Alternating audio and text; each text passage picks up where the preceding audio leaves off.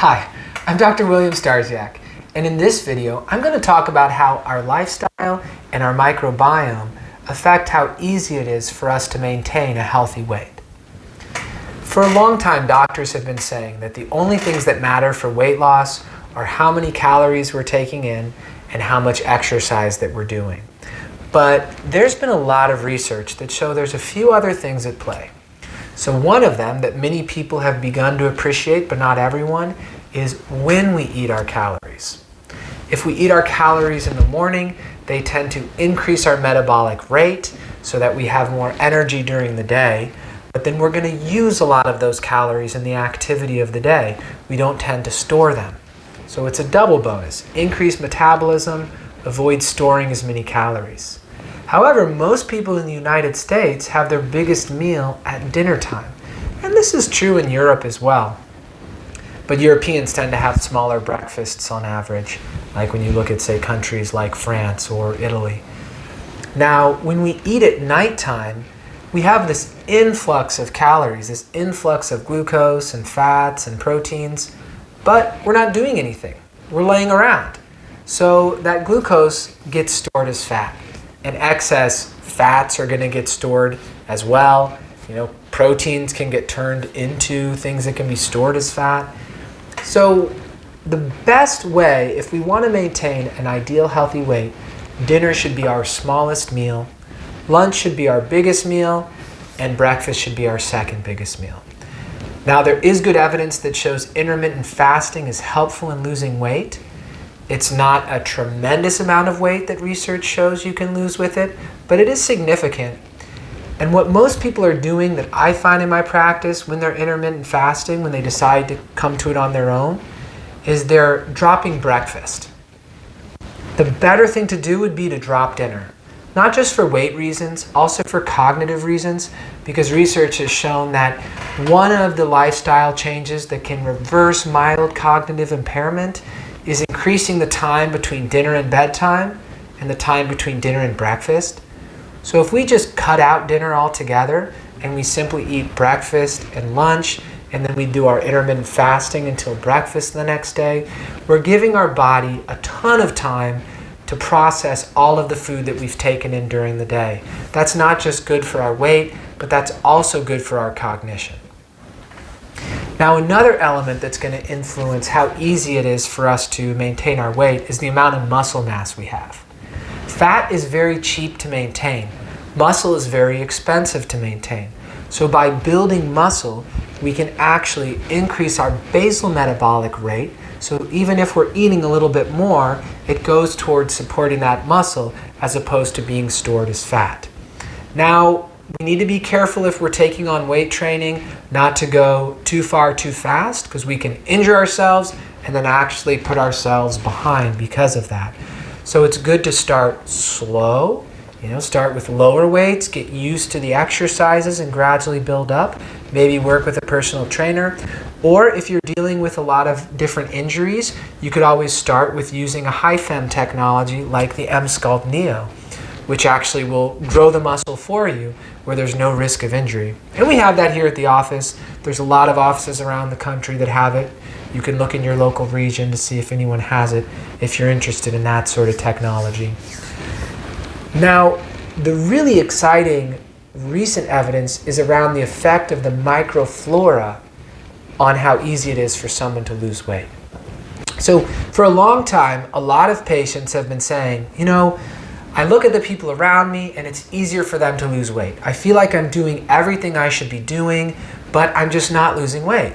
And doctors are trained to think, oh yeah, right. Law of thermodynamics, matter can neither be created nor destroyed. Like, you are eating if you are generating more fat. That will, and some doctors will be very extroverted about that idea. Some doctors will just be patient and think about that idea quietly. But we have new evidence that suggests that for many people this is true, that it is harder for them to lose weight because of their microflora. So before we talk about that study, let's just rewind to an older study. This looked at mice.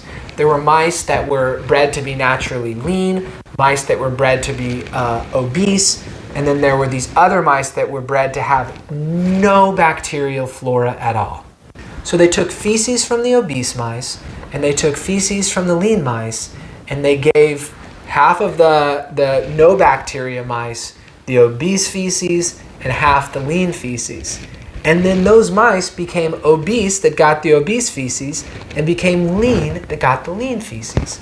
So what this is suggesting is that there are bacteria living in the intestines that affect how many calories we're bringing in. Because when we eat food, some of the food doesn't get fully digested and we actually end up excreting it. So any food we don't absorb becomes potential food for bacteria.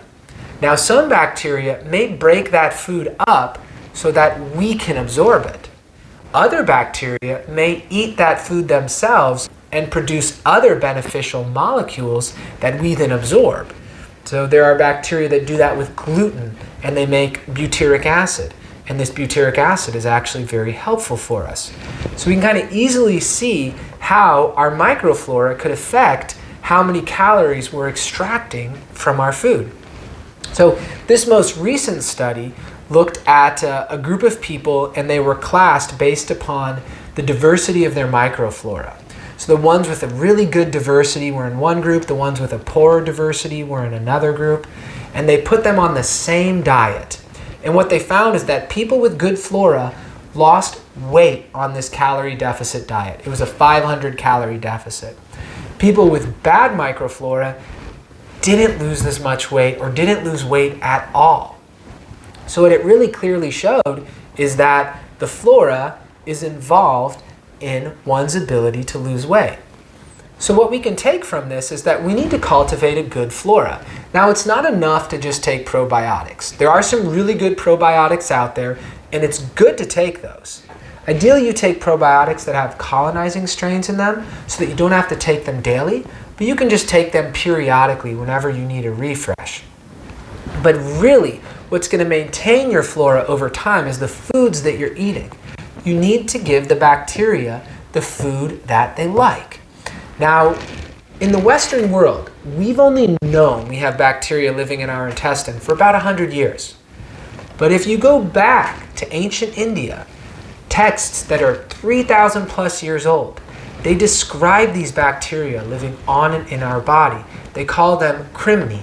K-R-I-M-N-I is how it's spelled when it's put in English, but obviously this was a Sanskrit word. You know, they didn't have an alphabet like us. It was a different sort of alphabet.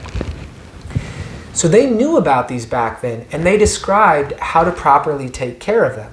So what do these bacteria eat? They eat fibers, fruits, vegetables, nuts, whole grains, beans. These are all fiber-rich foods. These are all the foods that doctors in the know and nutritionists in the know tell us that we should be eating. And they just happen to also nourish the good bacteria. They're also a source of good bacteria. Whenever we're eating raw foods, and we shouldn't eat raw food year-round. Fall and winter, when they're not being harvested, and when it's cold outside, we should have warm foods. It's more balancing for our body. This also comes from Ayurveda. But during the spring and summer, when we're harvesting these raw foods, that's one of our big sources of probiotics. It's from our environment. So the key is, if we eat foods in the season they're harvested in the region that we live in, we're going to take care of our bacterial flora. We're going to cultivate a good flora.